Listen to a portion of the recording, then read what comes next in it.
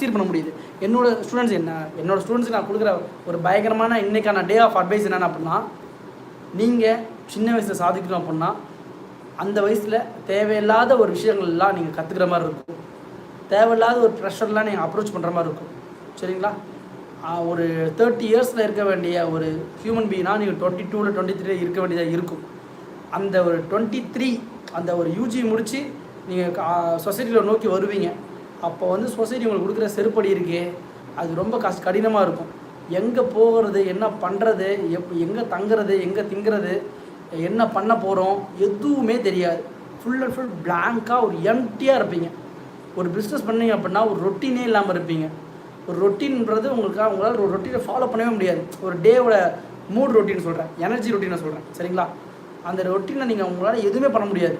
ஒரு டே எங்கேயோ கொண்டு போகும், இன்னொரு டே எங்கேயோ கொண்டு போகும். பட் ஆனால் மை டியர் ஸ்டூடெண்ட்ஸ், நான்